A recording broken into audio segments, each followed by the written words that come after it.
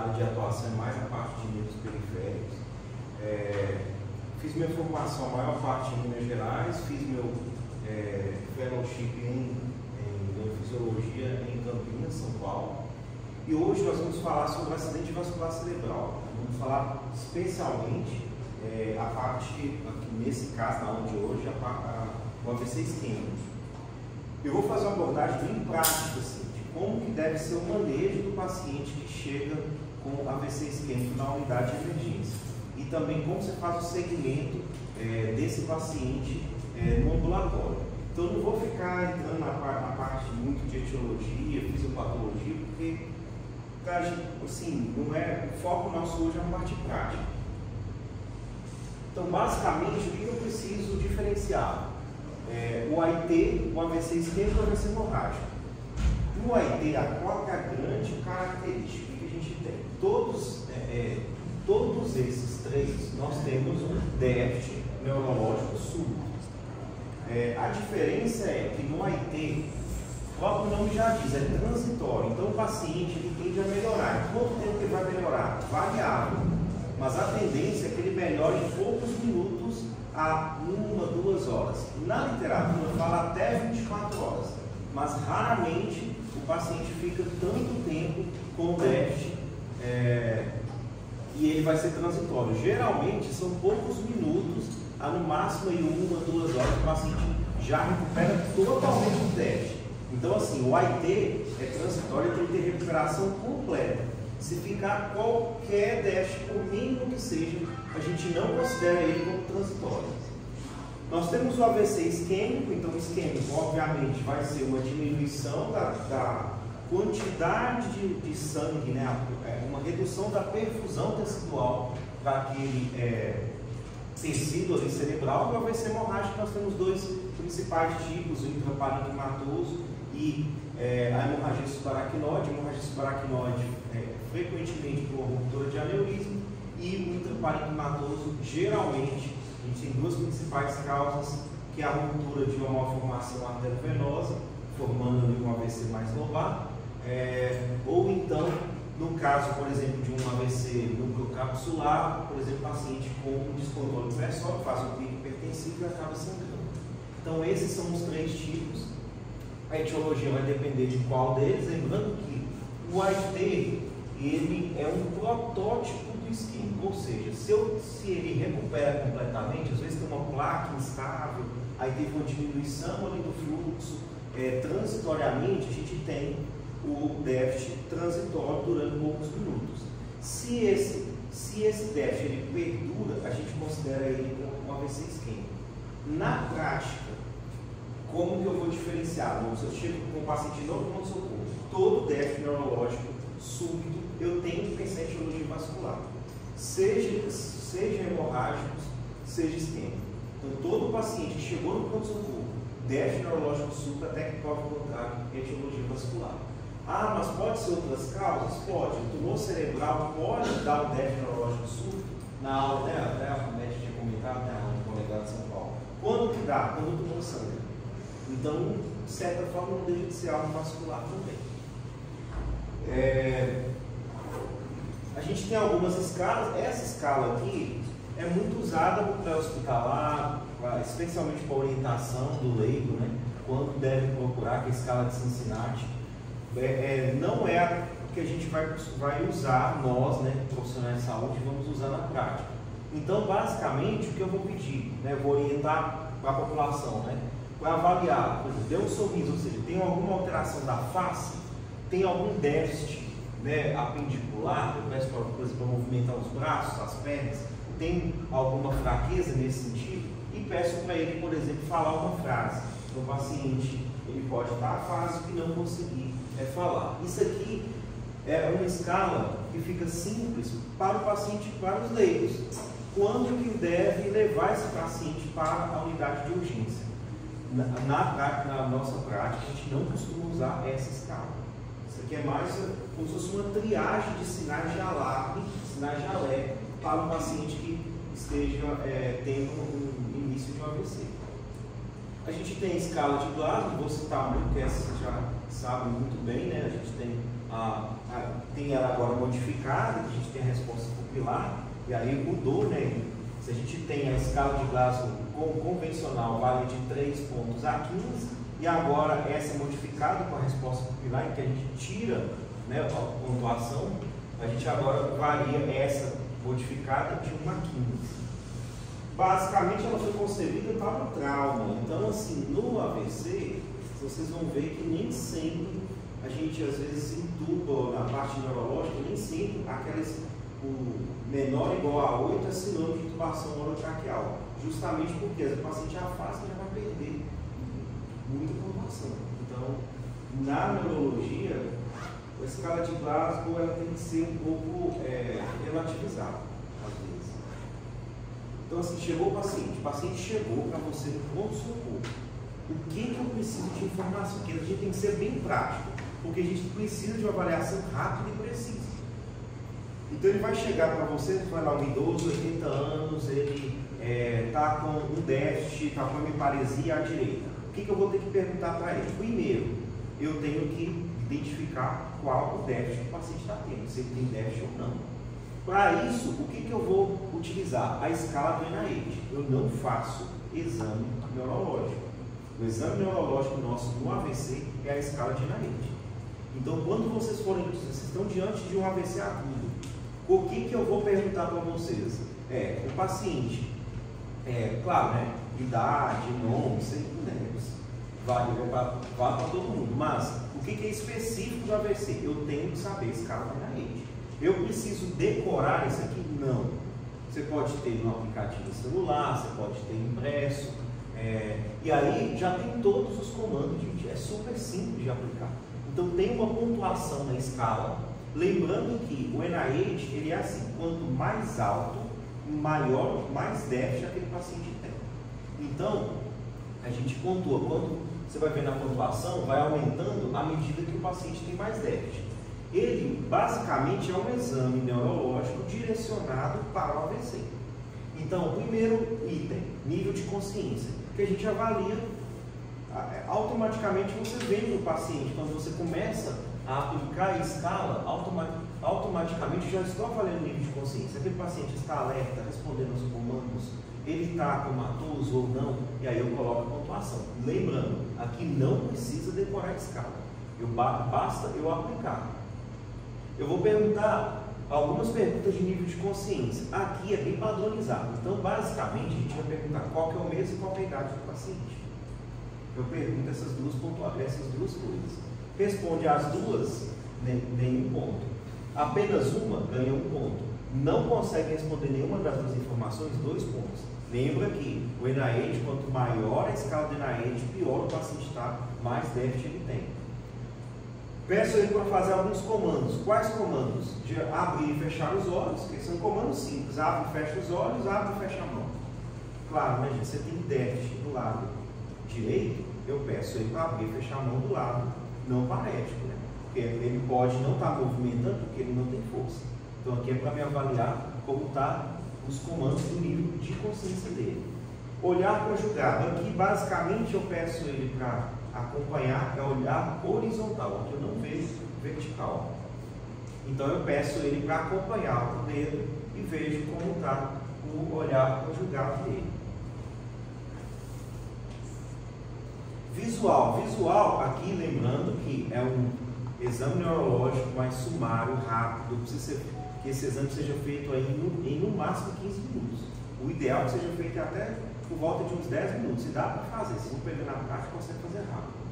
O exame visual, eu basicamente vou fazer por confrontação, então eu peço ele para, ou conta dedos, ou eu peço para falar assim, se você está vendo o dedo, e aí faço os 4 quadrantes.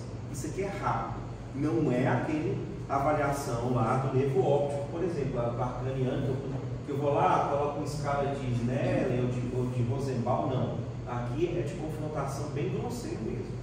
Vamos ver a campimetria visual grosseira. Peço ele para fazer mímica facial, ver se ele tem algum grau de paralisia facial. Motor para os braços. Então, aqui eu posso fazer com ele sentado ou deitado. Com ele sentado, eu peço ele para ele levar 90 graus. E espero para ver se o braço cai em até 10 segundos. A partir do grau do déficit, eu dou a pontuação.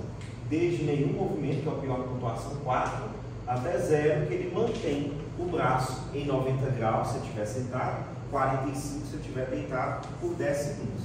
Basta que ele sustente por 10 segundos. Motor das pernas, o que diferencia? O ângulo vai ser menor. Então, assim, o paciente está deitado, eu coloco ali para ele levar por volta de uns 30 graus e peço ele para segurar por 5 segundos. Lembra que as pernas a gente tem mais dificuldade de manter aquele movimento, por isso que quer 5 segundos. Vale a mesma coisa, eu faço a pontuação de acordo com a alteração que ele está tendo. 0, você não tem queda, você consegue sustentar os 5 segundos completos, até 4, que ele não tem absolutamente nenhum movimento. Lembra que aqui não é escala de MRC de força. A gente tem que usar exatamente como está descrito lá. Ataxia de membros, basicamente a gente faz aquela prova índex-nariz, no caso de membros superiores, calcanhar, joelho, no caso de membros inferiores, para a gente avaliar se tem a presença de ataxia ou não. Sensibilidade também é grosseira. Eu posso fazer, por exemplo, geralmente é dolorosa, eu costumo fazer com aqueles palitinhos de dente, né, para não ferir o paciente. Ou então você pode fazer, às vezes até pelo toque mesmo, que não precisa ser nada muito rebuscado não. Linguagem. Aqui a gente pode usar tabelas específicas, que a gente tem tabelas de figura, de texto, depois que a gente for falar de disartria, mas de forma geral, às vezes, enquanto você está fazendo esses outros testes, a gente já consegue indiretamente já fazer a avaliação da linguagem. Então eu vou avaliar na fala do paciente, se está fluente, aquilo que ele está falando tem sentido ou não. Disartria, eu posso pegar, por exemplo, tem também uma tabela, eu acho que não pus aqui na escala, mas aqui no slide, depois eu mando para vocês. Tem a lista de palavras, eu peço aquele paciente para ler e vejo se ele tem alguma incoordenação na fala. Extinção e desatenção, aqui basicamente, se o paciente foi bem nos outros testes, ele tem uma atenção preservada. Então aqui dificilmente a gente faz um teste direto.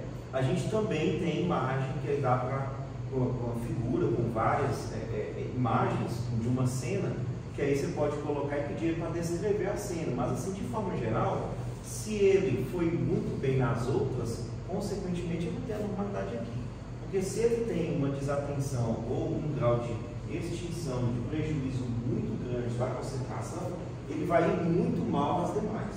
A mesma coisa da linguagem, se ele tem um grau de uma afasia grave, ele vai ter uma pontuação extremamente alta, porque ele não vai conseguir sequer fazer os outros testes que a gente já veio falar anteriormente. Então, assim, a avaliação clínica do paciente com AVC é NIH. A escala do NIH, ela tem que ser aplicada. Então, assim, quando vocês vão a qualquer local de referência em AVC, aqui infelizmente a gente ainda não tem a unidade de AVC, mas nos locais, eu já atuei em 2 unidades, em Minas Gerais, uma em São Paulo, a passagem de caso é assim: idoso, 80 anos, déficit súbito, qual ictus, ou seja, o ictus qual foi o momento que ele foi visto bem pela última vez. Essa informação é extremamente importante. Não é o momento que ele foi, que percebeu o déficit, não, é quando ele foi visto bem a última vez. Por quê? Porque se o paciente acorda com o déficit, você acordou plégico, o ictus dele é o último momento que ele foi visto bem, que é justamente, por exemplo, antes dele ter ido dormir. Por isso que na maioria das vezes, quando o paciente acorda com o déficit, a gente não faz trombólise endovenosa, porque a gente considera o último momento que ele foi visto bem, que foi na noite anterior. Então sempre tomar esse cuidado, substitua o termo assim, quando você percebeu a fraqueza, qual que foi o último horário, você perguntou para o paciente ou para o familiar, qual o último horário que foi visto bem, que foi visto normal, sem nenhuma alteração. Foi, supondo, chegou o idoso lá, os familiares falaram, 4h30 a gente encontrou ele caído, desacordado. Tá, 4h30 é o ictus? Não. 4h30 é o ictus? Não necessariamente. Agora, qual o horário que vocês viram ele? Isso, porque às vezes está fácil e não consegue falar, né? Falar com vocês. Qual o horário que vocês viram ele bem a última vez? Ah, foi às 3 horas. O ictus às 3 horas. Entendeu? Por que isso é importante? Por conta da trombólise endovenosa, que a gente vai falar que é o melhor, que é um dos melhores tratamentos que já foram feitos na história da medicina. Tem o menor NNT, que é a agulha necessária para tratar. Por isso que é extremamente importante, a gente tem que falar da trombose endovenosa e ressaltar isso. Pode falar. Professor, uma dúvida. Você falou que nessa questão do paciente ir dormir e acordar com déficit. Por exemplo, se ele teve um ABC, poucas horas antes dele acordar, digamos 1 hora, você pode tentar usar exame de imagem para tentar ver se é dado? Pode. Se a gente pode fazer uma ressonância, difusão, perfusão, aí eu consigo. Aí eu consigo, se o serviço tiver. A gente está falando assim, de forma geral, na maioria dos serviços. Por exemplo, hoje aqui em Rio Branco a gente não consegue fazer isso. Mas tem locais que a gente chama o encapsulômetro, né? Que nesse caso a gente pode lançar mão da ressonância e ver o padrão de fusão-perfusão. Que aí você consegue, se não tiver alteração na ressonância, tendo em vista que na ressonância entre 3 a 4 horas a gente já começa a ver alteração, se ela vem normal, a gente sabe que tem menos de 4 horas e meia eu consigo temporizar. Dá para fazer nesse caso. Mas você entende que assim, o ictus continua sendo o último horário que foi visto bem. Agora, existe o que chama de mismatch, né, que seria esse termo, que é o uso dos exames de imagem para dar uma precisão de quanto que foi aproximadamente o déficit. Dá para fazer isso. Na prática, são poucos centros que a gente consegue fazer isso. Primeiro porque na maioria das unidades de urgência não tem ressonância à disposição. Nós aqui no estado não temos. Na maioria dos lugares não tem. Segundo ponto, você tem que ter um setor muito bem treinado para que você consiga fazer tão rápido a captação das imagens e que a equipe já avalie o mais rápido possível. Mas é possível fazer dessa forma. Agora, eles viram que realmente a maioria dos pacientes que acordam com déficit não foi na hora que foi dormir, e sim poucas horas antes dele acordar. Por isso a importância, nesses casos, de você lançar mão de uma ressonância. Outro detalhe, o que eu preciso? O paciente chegou lá, então eu tenho que ter informação do momento que foi visto bem a última vez e um outro ponto, eu tenho que ter uma glicemia calculada. Então eu tenho que excluir com glicemia. Isso é extremamente importante. Já vi paciente sendo mobilizado e com glicemia. Mas ele pode estar com a glicemia de 30 e ter um AVC? Pode, eu corrigi, não melhorou o déficit, então eu sigo como protocolo de AVC. Chegou esse paciente, ele está em janela de trombólise, ou seja, ele tem menos de 4 horas e meia do início dos sintomas. O que eu vou fazer com esse paciente? Cheguei a glicemia, ele está euglicêmico. Eu vou levar ele imediatamente para a tomografia, para a gente poder fazer a tomografia sem contraste. Quando a gente fala aqui do NIH, não é assim, quando chega um paciente com AVC, não é assim, chega uma coisa aqui, vou fazer o NIH, depois eu levo para a tomografia, não é continuando. Eu já levo esse paciente para a tomografia, enquanto o técnico está lá ligando a máquina, preparando a máquina, eu já estou começando a fazer o NIH desse paciente. Então tem que ser tudo rápido, simultâneo, a equipe já tem que estar assim, já está lá na tomografia, está levando, já tem o técnico já pegando 2 acessos para a lingosa do paciente. Então assim, tudo tem que ser tudo muito rápido. A gente tem muito pouco tempo. Chego na tomografia, qual que é a outra informação que eu preciso? Então eu tenho que ter um dado clínico. Os dados clínicos o ictus, que eu tenho que saber, a escala do NIH, com a pontuação dentro do NIH.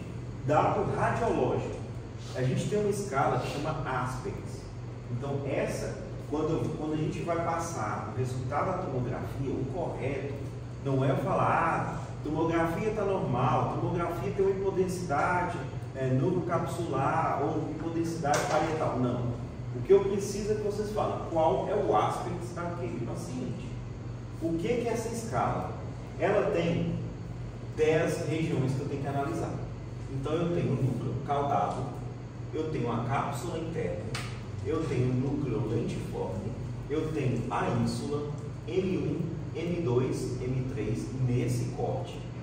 E depois subo um pouco mais supratentorial, eu tenho mais 3 cortes, M4, M5, M6, exatamente nessa tipografia. Vocês precisam decorar isso também? Não. Você pode ter um aplicativo no celular, pode ter também imagem, não tem problema, mas se vocês têm que checar nessas regiões se tem alguma hipodensidade. O que é hipodensidade? É uma imagem, uma imagem mais escurinha. Aqui de novo, então ó, tem 2 cortes que eu preciso avaliar. Nesse corte, que é um corte mais baixo, e esse que é um corte um pouquinho mais alto. Veja que aqui eu tenho uma imagem mais, como se fosse um formato mais de uma lua, mais estreito aqui. Aqui eu tenho um formato mais de uma dupla banana. Então é nesses 2 pontos, nesses 2 cortes que eu preciso analisar. Núcleo caudado, cápsula interna, lentiforme, ínsula, M1, M2, M3, M4, M5, M6. Se eu tiver uma hipodensidade em alguma dessas regiões, todo paciente tem um aspecto de 10. 10 é a tomografia normal. Se ele tiver hipodensidade em alguma dessas áreas, eu vou tirando o ponto dele. Então ele tem uma hipodensidade aqui no caudado. Então ele perdeu 10 menos 1, 9. Então eu tenho M1, M2. Eu tiro mais um ponto aqui, mais um ponto aqui. E vou tirando ponto. Então aqui é o inverso do NIH. O NIH é assim, quanto mais alto, pior o paciente está. No aspects não. Quanto mais baixo, pior o prognóstico e mais alteração tem na tomografia. Se é um AVC agudo, ou seja, aquele AVC que é elegível para trombólise, porque aquilo que eu preciso que você saiba é assim, é elegível para trombólise endovenosa ou não é? Então, tem menos de 4 horas e meia ou tem mais de 4 horas e meia? Se tem mais de 4 horas e meia, eu não preciso daquele desespero, né? De corre, faz aqui, claro, eu vou fazer o NAE, vou acompanhar o paciente, mas você entende que assim, não é um candidato para trombólise endovenosa. Então, eu não preciso de ter tanta rapidez, tanta pressa, porque não vai mudar tanto o tipo de tratamento. Agora, se eu tenho um paciente com menos de 4 horas e meia do início dos sintomas, eu preciso fazer o mais rápido possível, porque quanto mais rápido eu iniciar a trombólise, maior a chance de o paciente ter a recanalização, vai dissolver aquele trombo. Então, menos sequela ele vai ter. Aqui vocês conseguem, deixa eu colocar um exemplo, para ficar mais fácil. Então, aqui, ó. Isso aqui é hipodensidade, ó. Vocês conseguem perceber aqui, né? A hipodensidade. Nesse corte, então, aqui, ó. Caudado, cápsula interna, núcleo lentiforme, ínsula, M1, M2, M3, M4, M5, M6. Aqui, de novo, M4, M5, M6. Vocês conseguem entender que aqui eu tenho M5, M6. Qual que é o aspecto desse paciente? 8. Então ele tinha 10. Todo paciente com a tomografia normal é 10. Então ele só tem hipodensidade em M5, de M5 para M6. Então ele perdeu um ponto em M5, perdeu outro ponto em M6. Então o aspecto 10 menos 2, 8. Ele tem um aspecto de 8. É um paciente que é altamente elegível para trombólise. Agora, não contraindica a trombólise do aspecto, mas você entende que assim, se ele tiver um aspecto de 3, ou seja, tem uma hipodensidade extensa, você já consegue entender que assim, a área dele, a gente está falando no AVC, a gente tem a área de necrose, que é uma área central, e a área de penumbra. A área de necrose é aquela área que você já perdeu, tecido morto, que é a área central do infarto cerebral. E você tem uma área em volta, que que é a área de penumbra, que é uma área que você tem uma isquemia crítica. Quando a gente faz a trombólise, o que a gente quer salvar não é a área de necrose, a área de necrose já perdeu, que é a área central. O que a gente quer é preservar a área de penumbra, que é aquela que tem uma isquemia, tem um sofrimento do tecido, porém ele ainda está viável. E esse é o objetivo nosso. Aqui a gente tem um áspecto de 8. Então, essas são as informações que a gente precisa passar. Precisa decorar, eu não quero que vocês decorem. Vocês podem ter, tem os aplicativos no celular, você chega lá, confere, checa lá na hora, pode olhar as imagens, mas essa informação, se vocês passarem o caso dessa forma, vocês estão passando da melhor maneira possível. Esse é o método padrão ouro de passagem de caso do AVC. Por que isso é importante? Por que eu preciso saber o RENAIDE do paciente? Porque é um critério objetivo. Eu sei quanto que tem de déficit. Porque uma coisa, o colega chega e fala, ó, ele tem uma hemiparesia fácil braquicrural à direita. Aí depois, como é que eu vou saber se ele teve melhora, se ele não teve? Por dois motivos. Primeiro, porque no RENAIDE é uma coisa objetiva, é um número. É 5, é 10, é 15, é 23, é 2. Segundo ponto, é reprodutivo. Então, se você fez corretamente igual está lá na escala, qualquer outro que fizer vai ter que dar o mesmo resultado se o paciente tiver com aquele mesmo déficit. Então, isso padroniza, isso deixa de forma uniformizada. Terceiro ponto, é porque você não deixa passar nada. Coisa que se você começa a fazer meio aleatório, de acordo, cada um faz de um jeito, um vai esquecer uma coisa, outro vai esquecer outra. Então, essas escalas são muito importantes para padronizar. Independente do colega que esteja avaliando, independente, às vezes, ele já está há 15 dias internado, ele está lá no ambulatório, eu consigo ter uma informação de como esse paciente, se ele está em melhora, se ele está em piora. E um outro ponto importante, na trombólise, eu sei se a trombólise está sendo, foi eficaz ou não. A gente também pode ter sinais que são sinais premonitórios, né? Assim, você pode não ter a hipodensidade, mas você pode ter uma hiperdensidade da artéria cerebral média. Isso aqui já é um sinal precoce de um quadro de AVC isquêmico. Geralmente, quando tem isso, a tendência é que você possa ter um AVC hemisférico, um AVC bem extenso. Daí que são casos muito úteis para a trombectomia mecânica, quando é AVC de artéria proximal, da parte bem proximal da artéria. A gente pode lançar mão da ressonância? Sim, de forma geral, na maioria das vezes, na maioria dos hospitais, na maioria das situações, a tomografia de crânio sem contraste, ela é a melhor opção, por alguns motivos. Facilmente disponível, rapidamente é feita, e na gigante maioria das vezes ela já é suficiente. Qual que é a principal função da tomografia no AVC agudo? É eu ver hipodensidade? Não. É excluir sangramento. Então eu tenho que, se eu fui lá na tomografia, vi uma área hiperdensa, o contrário, né, do AVC depois do AVC crônico, você vê a hipodensidade, a área escura. Se eu vi uma área branca que indica sangue, então eu já excluí o AVC isquêmico.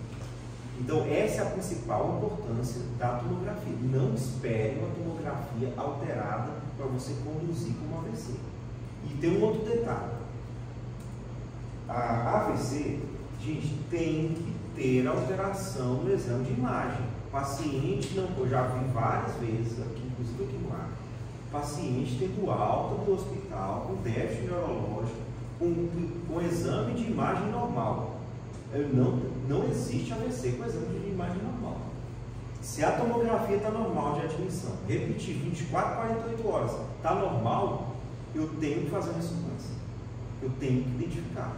Se não tiver alteração, a melhor maneira de você ver um AVC, qual é o padrão ouro? Restrição à difusão na ressonância magnética. Tem muitos AVCs que podem vir totalmente normais na tomografia, mesmo muito tempo depois.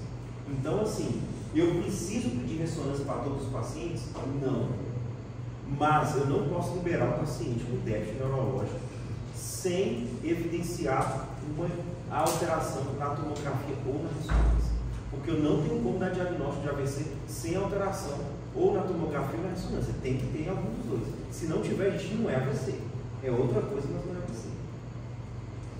Então, quando que eu faço ressonância na urgência? Aqui é a principal indicação, o wake-up stroke. Quando o paciente acorda com déficit. Ele é muito útil por quê? Porque se eu faço uma ressonância e ele está completamente normal, então provavelmente aquele déficit tem pelo menos de 4 horas de evolução ele tem. Porque eu preciso de 3 a 4 horas em média para que eu tenha alteração na ressonância magnética, no AVC. Entendeu? Então essa é a principal. E o segundo ponto é quando eu tenho um paciente que, mesmo que eu tenha fiz tomografia seriada, bem normal, é a indicação de realização de ressonância. Ainda na internação. Tem escalas clínicas, tem escalas de Banfield que a gente pode usar. Na prática, eu não sim, tem tempo que eu não dou plantão, mas assim, eu mesmo quando dava plantão, geralmente eu não usava. Não vejo grande importância clínica. Doutor, não sei se você pergunta agora, mas quem for diferenciar o AVC antigo do AVC, como é que eu faço? Do AVC antigo do novo? Isso. Se tem alguma sequela, tudo, como é que eu faço para diferenciar? Em que situação? Por exemplo, você está falando na urgência ou no ambulatório? Na urgência. Na urgência, vamos falar, o paciente já teve um AVC antigo, ele vai ter hipodensidade. Aquela área hipodensa, se a área é muito grande, aí o que acontece? A tendência é que os sulcos alargam. Então você tem a que chama de malácia, ou seja, aquele tecido ele murcha, e aí os ventrículos vão ocupando aquele espaço, tem um alargamento de ventrículo daquele lado. Geralmente é essa característica do AVC crônico, né? A lesão crônica. O agudo vai vir normal, né, mano? É gigante a maioria das vezes. Se a gente está falando para a janela de trombose, que é o mais importante, TC tem que estar normal. Entendeu? A gente não vai, vou levar um paciente para trombose com hipodensidade na TC, por aqui. Se já está com hipodensidade na TC, dificilmente ele tem só 4 horas e meia de déficit. Entendeu? Como que é o fluxograma nosso, então, na urgência? Primeiro, eu tenho que identificar o déficit do paciente. O paciente tem que ter déficit, então eu faço NIH. Segundo, o déficit tem que ser súbito, né? Não pode ser progressivo. Então, o déficit súbito, tenho que saber o ictus. Qual foi o último horário que ele foi visto bem. Aqui está até errado, né? Do Ministério da Saúde, você vê, do Ministério da Saúde tem a coisa está errada. Eu tirei de lá. Inferior a 4 horas e meia. Então, assim, se eu tenho menos de 4 horas, por que é esse número? Porque os estudos foram feitos e viram que tinham mais benefício dos pacientes que receberam até esse período. Então, se eu tenho menos de 4 horas e meia do déficit, o que eu vou ter que fazer? Eu levo esse paciente para a unidade AVC ou conduzo ele como um AVC agudo. O que eu tenho que fazer? Tomografia sem contraste. Tem sangue? Então, a gente conduz como AVC hemorrágico. Não tem sangue? Eu apliquei o NIH. O NIH também não contraindica trombose, gente. Ele é só um parâmetro para que a gente saiba quanto de acometimento aquele paciente tem. Como que eu vou fazer na trombose endovenosa? Então, eu preciso de alguns critérios, né? Primeiro, tem que ter menos de 4 horas e meia do início dos sintomas. Se tem mais, eu não, pelo menos na maioria dos estudos, a gente não é liberado para fazer trombose endovenosa. Eu preciso de um exame de imagem, no caso a tomografia, sem evidência de hemorragia. E eu preciso de dados superior a 18. A gente fala superior a 18 porque os estudos na pediatria são muito controversos nessa questão do uso de trombolítico em crianças. Então, se eu tenho déficit neurológico súbito com menos de 4 horas e meia, com exame de imagem sem evidência de hemorragia, é um paciente candidato para a trombose endovenosa. Com glicemia normal, ou se ele estava com glicemia, foi corrigido e o déficit não melhorou. A gente é um paciente candidato para a trombose endovenosa. Pode falar. A leitinha se tiver idade inferior ou superior a 18, né? E no caso de ter idade inferior a 18? Aí fica aquela, você pode fazer ou não. Na pediatria, muitas vezes, primeiro que é muito raro, né? Mas é alguns casos que acontece, já viu pacientes, eu já vi no hospital infantil eles fazendo tromboles em crianças. Então, alguns têm sucesso, outros não, é um pouco controverso isso, entendeu? Por isso que nos estudos eles colocam, o protocolo do Ministério da Saúde coloca acima de 18. Não que não possa fazer em criança, mas muda um pouco o tipo de causa, é muito raro, é muito discutível isso. Não é uma coisa padronizada, diferente do adulto que não. Se você tem um paciente alérgico para trombose, você não faz, em tese, você é passível de ser processado, porque você não ofereceu o melhor tratamento para aquele paciente. Inclusive já vi caso que aconteceu parente de um, olha como o cara deu azar, né? Pegou recém-formado, não conduziu como AVC e era pai de um neurologista do Einstein. Está respondendo o processo até hoje. Então, assim, porque, gente, o melhor tratamento disponível você tem que oferecer para esse paciente. Tem alguns critérios de exclusão, nem todos são, assim, critérios absolutos, mas você tem que considerar. Quando que eu preciso de pedir exame de sangue no AVC? Isso também tem uma controvérsia. Em uma situação. Se o paciente ele é usuário de Marevan, do Varfarina, eu preciso fazer o RNI desse paciente. Se tiver acima de 1,7, eu não posso fazer a trombose. É a única situação que eu preciso de um exame de sangue antes da trombose. Eu posso até coletar antes de fazer a trombose, mas aquele que eu preciso esperar o resultado do exame para decidir se eu vou trombolizar ou não, essa é a única situação. Qualquer outra eu não preciso. Eu vejo pessoal, vamos esperar o coagulograma. Espera que esse paciente, ele é usuário de Varfarina? Se não for, não precisa de coagulograma. Se ele teve AVC isquêmico ou TCE grave nos últimos 3 meses, é muito arriscado você fazer, porque tem uma chance de sangramento muito alta. Se ele teve o AVC isquêmico há menos de 3 meses, porque tem uma área friável que facilmente vai sangrar quando eu fizer a trombolítica. E traumatismo crânioencefálico também, justamente porque você tem uma área ali fragilizada que pode sangrar muito e complicar a situação do paciente. Se ele tem história pregressa de hemorragia intracraniana, malformação, vai depender do tipo, você tem que analisar bem. Quando você tem uma área de hipodensidade muito extensa da cerebral média, não é uma contraindicação absoluta, mas a trombose endovenosa vai ter bem menos benefício para aquele paciente. Se ele tiver com a PA acima de 75 por 110, aí, gente, não é contraindicação, mas eu tenho que abaixar a PA desse paciente. Então, eu abaixo a PA justamente para que eu possa fazer a trombose desse paciente. Por 180 por 105, a gente começa a fazer trombolítica. Então, eu tenho que manter essa PA mais baixa para que eu consiga fazer a trombólise. Se estiver acima desse valor, eu não posso fazer a trombose endovenosa. Mas aí eu entro no líquido pulseado, abaixa a pressão e aí começa a trombólise.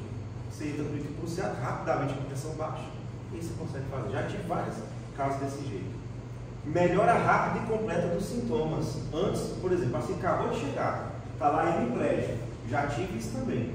E aí, quando a gente estava preparando o trombolítico, a alteplase, o paciente melhorou totalmente o déficit. Aí, gente, não vou fazer. Seguir o protocolo de AVC, tem melhora completa do déficit. Ou déficits muito leves, aí você tem que tomar cuidado. A gente pode, geralmente a gente não tromboliza, mas qual déficit é muito leve? Não é necessariamente pelo NAE de baixo. Mas, por exemplo, eu já tive paciente que ele tinha só uma parestesia, só um déficit sensitivo no membro superior direito. A gente optou por não trombolizar esse paciente, pelo risco-benefício. A gente está falando de um medicamento que tem o risco de sangramento. Então, assim, um déficit leve. Agora, se eu tenho, por exemplo, às vezes é uma paresia ali 4+, muito leve, às vezes a gente também pode não optar por não fazer. Agora é diferente, às vezes você fala assim, mas ele está parético na mão, o cara é pedreiro. Pô, sacanagem, você não vai trombolizar? Não dá, né? Então, assim, você tem que ver não só o déficit, mas qual é a repercussão para aquele paciente. Se tem uma repercussão significativa, na dúvida você tromboliza. Doutor, No caso daquele caso da história pregressa hemorragia, de AVC isquêmico ou traumatismo grave nos últimos 3 meses. Acontece muito de chegar idoso com déficit neurológico com história de queda nos últimos 3 meses. O que a gente faz?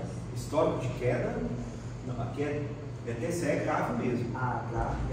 Queda por exemplo, ele teve um hematoma subdural, ou ele teve um hematoma extradural. Se foi drenado, se não foi drenado, mas é TCE grave. Então é aquele paciente que teve estensas, foi entubado, por exemplo, teve que fazer drenagem do bloco. É nesse sentido, você teve queda, segue normal. Entendeu? Seguindo, aqui seria mais relativas, né? Você tem uma cirurgia de grande porte, algum procedimento invasivo nos últimos 14 dias, punção lombar nos últimos 7 dias, hemorragia do trato gastrointestinal, uma punção arterial em local não compressível ou alguma coagulopatia. Esses são relativos, na maioria das vezes a gente acaba com outras situações, aqui, né, gente? Glicemia menor que 50 com reversão dos sintomas após a correção.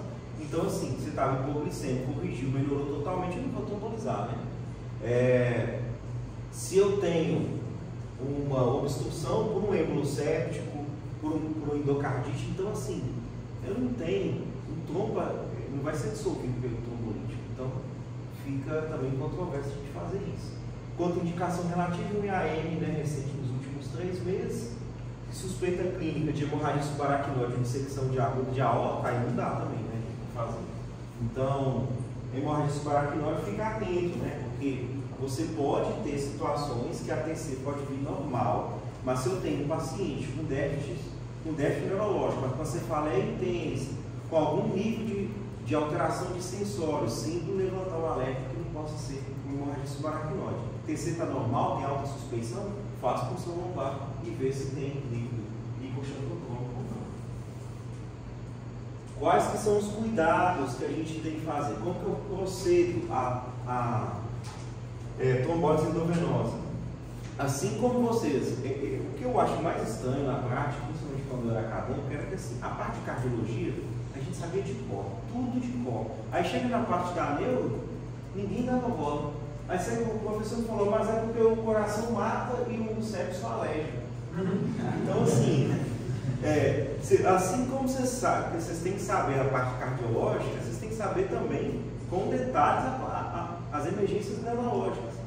Como que eu vou fazer o autoequase? Então, eu estou falando de um paciente com déficit, com menos de 4 horas e meia, tomografia sem sangramento, com glicemia normal ou corrigida e o déficit se manter. Essas 3 situações. E sem aquelas contraindicações que a gente havia falado. Então, como que eu vou fazer? Eu vou pegar o frasco, vou fazer 0,9 mg por quilo. Se tiver acima de 100 kg, a gente considera também. 110, 120, considera como 100. Então, ele tem esse limite. Se o paciente tem 110, 150 kg, você calcula para 100, que é o máximo. Então, multiplico 0,9 mg pelo peso do paciente, vou administrar 10% em bolos e o restante, os outros 90%, eu coloco em bomba de infusão e faço em 1 hora. Não posso exceder 90 mg, então eu entro naquela questão do peso. Se o paciente tem 120 kg, eu só posso fazer no máximo 90 mg, como se eu tivesse 100 kg.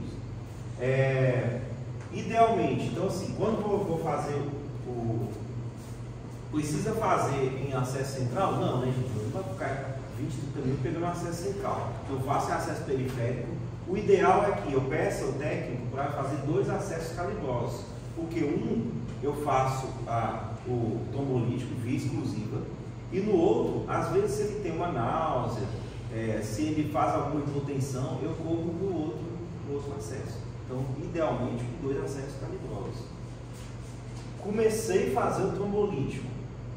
Lembrando, tem diluente próprio. Então, assim, você tem um frasquinho, tem um com o pó, o outro diluente. E aí você conecta um com o outro, ele já faz a diluição. Então, tem diluente próprio. Comecei a fazer a medicação. Quais que são os cuidados que eu preciso ter? Basicamente, como eu estou fazendo trombolite, o paciente tem alto risco de sangramento. Então, eu não posso fazer nenhum tipo de anticoagulação nas primeiras 24 horas. Ele já está usando o trombolítico. Aqui, idealmente, às vezes a gente deixa o paciente, a gente costuma deixar às vezes em jejum, porque às vezes se ele tiver alguma complicação, uma transformação hemorrágica, pode ser que eu precise levar ele para o bloco cirúrgico, por exemplo. Eu coloco o soro glicosado lá só para aporte. Não passar sonda nasentérica, catéter venoso central, punção arterial, sonda vesical, não invadir o paciente. Porque algum desses procedimentos começou a sangrar, vai ser muito difícil você estancar, porque é um paciente que já está em uso de trombolítico. Então, basicamente, os cuidados são esses. A gente não pode fazer nenhum procedimento invasivo nesse paciente para evitar ali algum sangramento. Controle neurológico rigoroso, como que eu vou fazer? Aqui também não precisa decorar, gente. Vocês podem ter uma coluna, tem também geralmente aplicativos que ajudam nisso. Enquanto tá fazendo trombolite, eu não posso simplesmente for lá, coloquei na bomba de infusão, larguei, vou olhar o paciente e deixei para lá. Não. Por isso que o ideal é que o paciente tenha uma unidade de AVC com uma equipe exclusiva para ele, porque é um paciente que dá muito trabalho. Então, comecei a fazer o trombolítico, eu tenho que fazer um NIAID de 15 em 15 minutos durante a infusão. Por que é importante fazer esse NIAID? Porque se ele tiver piora, geralmente acima de 3, 4 pontos, que subiu esse NIAID, a gente tem que pensar se ele possa ter uma transformação hemorrágica, que é a principal complicação do tratamento. Depois que eu terminei a infusão, a cada 30 minutos nas primeiras 6 horas, e depois de hora em hora até completar as 24 horas. Às vezes é difícil a gente ficar fazendo desse jeito. Mesmo quando estava na residência, no centro de referência, nem sempre dá para fazer desse jeito. A gente tenta, o interessante é que você fique muito vigilante com esse paciente e observe para ver se ele vai ter uma deterioração clínica. Se ele tiver um aumento desse NIAID, ou então instabilidade hemodinâmica, cefaleia intensa, vômito incoercível, tudo isso pode sugerir que esse paciente possa estar tendo uma transformação hemorrágica. E aí você para o trombolítico e leva ele imediatamente para a tomografia.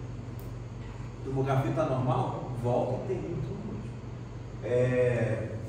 Se você tiver suspeita de hemorragia, se teve transformação hemorrágica, você vai suspender, pedir, vai levar ele para a tomografia e faz o coagulograma desse paciente. E aí você trata de acordo com o teu manejo específico para transformação hemorrágica. A profilaxia de TVP é só depois de 24 horas da trombose. Então lembra, né? Fiz o trombolítico, não posso fazer nenhum tipo de anticoagulação, nem profilático. Aqui fica fácil, olha, só para vocês terem uma noção, né? Então, eu vou fazer 0,9 mg por quilo, dose máxima de 90 mg, o bolus, né, 10%, então 70, 10%, né, você faz 0,9, 63, 10%, 6,3, o restante, obviamente que sobrou é em ml hora, eu coloco na bomba de infusão a 56,7 ml hora, e corre esse restante em 1 hora. Então assim, 0,9 mg por quilo, 10% em bolus, e o restante na bomba de infusão em 1 hora. Aqui fica muito fácil, porque o que sobrou, você só digita na bomba de infusão, 56,7, por exemplo, um peso de 70 kg, e vai infundir isso aí em 1 hora. Suspeita de sangramento, então, piora do déficit, do nível de consciência, cefaleia súbita, náusea e vômito. Se ocorrer durante a infusão, então eu desligo a infusão, faço uma tomografia. Se houver sangramento, se tiver um hematoma grande, eu preciso de uma avaliação da neurocirurgia e fazer um tratamento específico para o sangramento. Eu vou citar especificamente, porque eu acho que extrapola um pouco o objetivo da aula. Tá, se o paciente tem mais de 4 horas e meia, eu vou fazer a tomografia, tem que excluir esse paciente, né? Se vai ser hemorrágico ou não. E aí, basicamente, eu tenho duas opções. Eu posso avaliar para ver se o paciente é candidato a trombectomia mecânica. Por quê? Porque tem estudos que falam 6, agora tem até janelas mais estendidas, que às vezes o paciente pode ser candidato a trombectomia mecânica, mas na maioria dos casos, depois de 4 horas e meia, basicamente o que eu vou fazer é a profilaxia secundária. Então, assim, o AS, por exemplo, ou clopidogrel, se o paciente tiver alergia ao AS, e a estatina. Não tem, ou seja, o que eu tenho de tratamento efetivo é a trombólise. Fora da trombólise, seja mecânica ou química, né, com alteplase, o restante é profilaxia. Então, quando eu falo, estou usando a AS para AVC, eu não estou fazendo tratamento da fase AP, eu estou apenas fazendo profilaxia de novos episódios.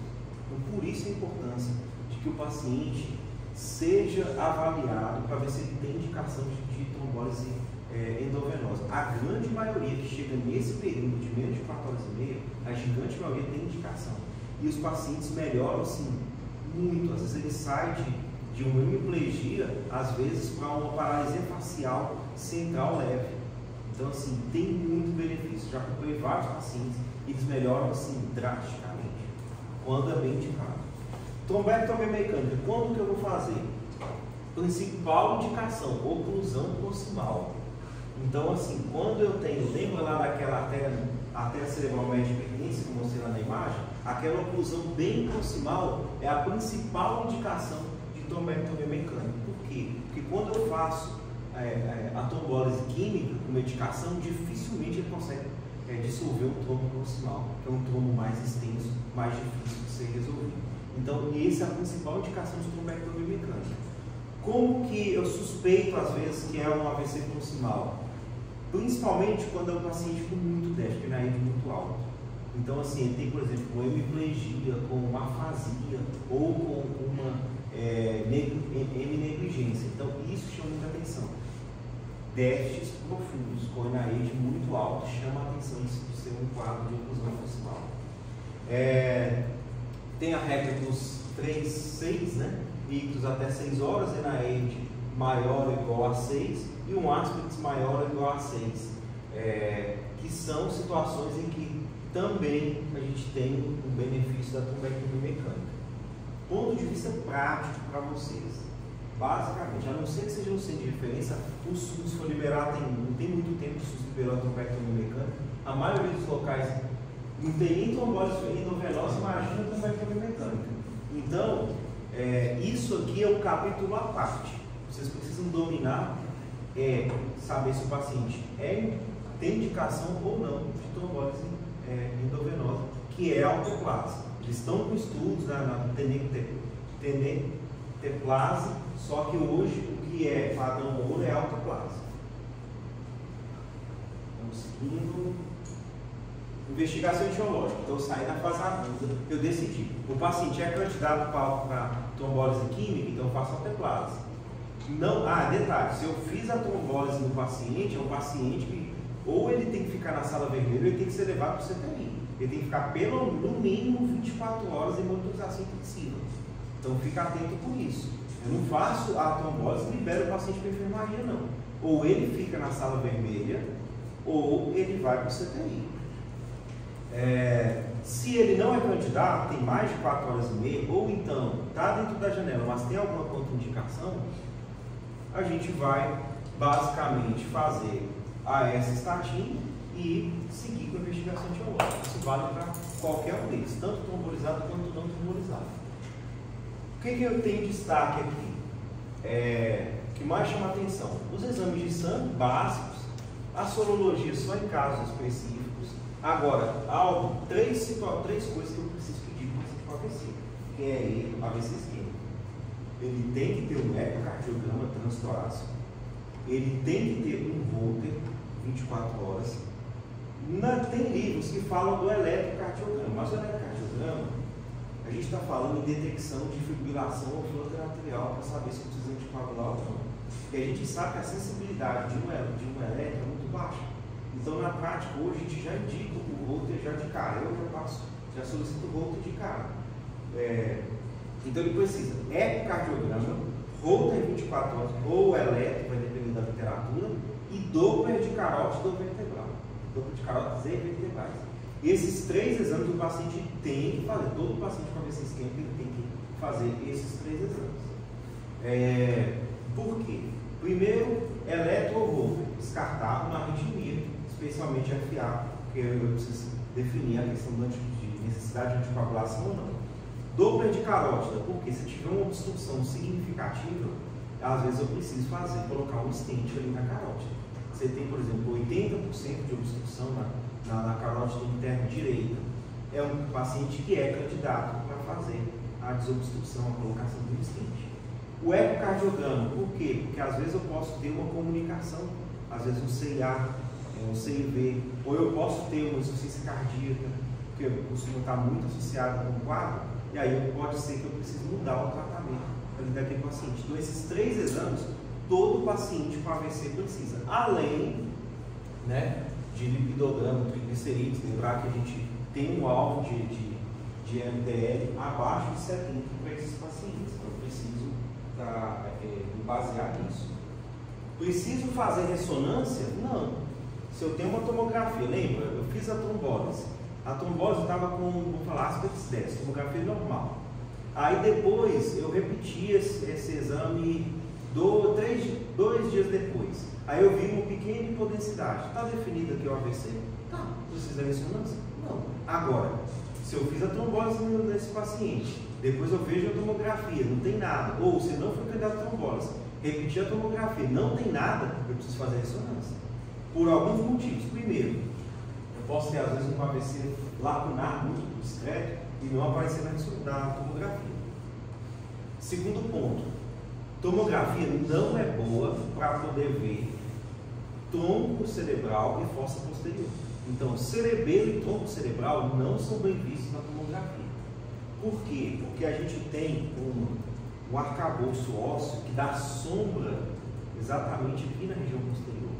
Então, se eu tenho toda vez na neurologia que eu tenho uma suspeita de algo, de uma lesão, qualquer alteração de tronco cerebral ou de cerebelo, se a tomografia está normal, eu majoritariamente estou pedindo para pedir ressonância. Anjo DC, nem sempre. Eu posso fazer o Doppler. Fiz o Doppler de carótidas. O Doppler está bom? Não necessariamente eu preciso. Fiquei na dúvida no Doppler, não consegui delimitar. Aí a angiotomografia pode ajudar a gente nesses casos. A arteriografia, preciso pedir no AVC isquêmico? Não. Agora, se eu tenho um AVC hemorrágico, por hemorragia subaracnoide, mandatoriamente eu preciso fazer arteriografia, porque ela é diagnóstica e terapêutica. Eu vou lá e já faço. E clampeio o vaso que está com problema. Então, a arteriografia não é exame de rotina no AVC. Então, o AVC, para o que eu preciso, ecocardiograma, eletro ou Holter e Doppler de carótida. Esses 3 é mandatório para o paciente. Precisa fazer internado? Idealmente, é o ideal fazer internado. Se às vezes o hospital está muito cheio e tudo, pode fazer. Faz um pedido, faz ambulatorial, mas aí tem que mostrar depois no ambulatório o mais rápido possível. Tem uma outra escala? Tem. Aqui a gente tem as escalas, gente. Ó. Quando chega no pronto-socorro, é NIH. Quando está internado, é a escala TOAST. TOAST é a classificação etiológica. Então eu tenho que saber qual que é a etiologia desse AVC. A gente tem 5 principais etiologias. A mais comum, aterosclerose em grandes artérias, TOAST 1. Na verdade, aliás, a mais comum é a TOAST 5, que a gente não identifica a causa. Mas é por falha do próprio sistema, do nosso sistema de saúde. No geral, a principal causa, exceto essa questão da prática, falta de disponibilidade de exame, geralmente é a aterosclerose de grandes artérias. Cardioembolismo, o paciente tem um FA, foi lá e fez um AVC, TOAST 2. Oclusão de pequenas artérias, é um AVC bem pequeno, com déficit pequeno, tem só uma lacuna lá, uma bolinha de hipodensidade, TOAST 3. Oclusão de pequenas artérias, lacunado. Infarto de outras etiologias, o paciente está lá, anemia falciforme, foi lá, fez uma falsização, fez vasoclusão, fez AVC. Então, TOAST 4. E 5, quando você faz a investigação que não acha nenhuma causa. Então, fica assim, fica elegante você passar assim. Paciente, não, vamos passar mais uma escala, porque eu faço todas as escalas. Essa é do paciente internado. Essa é do paciente antes de dar alta. Então, antes de dar alta, eu faço a escala de Rankin, a escala funcional. Ela varia de 0 até 6. 6 faleceu. 0, nenhum sintoma. Então, como que fica elegante a passagem de caso do paciente? Ele vai chegar, vou falar um caso completo.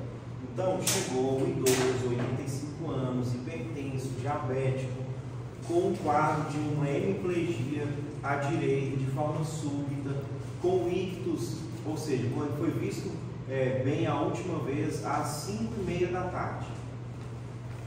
Chegou uma hora depois do pronto-socorro. Fiz a glicemia capilar está normal, não tem nenhuma contraindicação. Fiz o NIH, o NIH, por exemplo, supõe de 8 NIH. Fiz a tomografia sem contraste, aspect de 10, ou seja, tomografia normal. Indiquei a trombólise para esse paciente. Ele tem 70 quilos, então eu peço 0,9 vezes 70, dá 63. Então eu faço 6,3 ml em bolos. O restante, não sou muito bom em matemática, então 63 menos 6,3 a gente vai correr na bomba de infusão em 1 hora. Faço o NIH de 15 em 15 minutos. Se ele não teve uma piora significativa do NIH ou se ele teve uma melhora, eu vou seguir. Fiz toda a trombólise, vou fazendo NIH seriado nesse paciente, deixo ele de observação no mínimo 24 horas, não faço nenhum procedimento invasivo nesse paciente. Depois de 24 horas, tem vaga no CTI, manda ele para o CTI. Não tem, deixa ele na sala vermelha. Passou essas 24 horas, o paciente está bem, ele pode ser mandado, por exemplo, à enfermaria. Lá na enfermaria, vou fazer a investigação. Então, faço exames gerais, hemograma, colesterol, triglicéridos, mais ecocardiograma, Doppler de carótida e Holter. Identifiquei o toast. Vamos falar que ele era um idoso e identifiquei um FA no eletro. Então, toast 2. E depois eu vejo o que o paciente ficou de déficit. Então, aqui, basicamente, eu vou avaliar a questão de capacidade funcional. O paciente, primeiro, ele tem alguma dificuldade de mobilidade ou não? Olha, o paciente, ele ficou com uma leve paresia no membro superior direito, mas ele consegue pegar os objetos, consegue fazer todas as coisas. Então, ele é a escala de Rankin 1, porque ele tem nenhuma capacidade significativa, ele consegue fazer todas as atividades. Não é normal porque tem um leve déficit. Basicamente é isso, essa passagem de caso da AVC. Eu não preciso falar mais nada que não seja isso. É isso.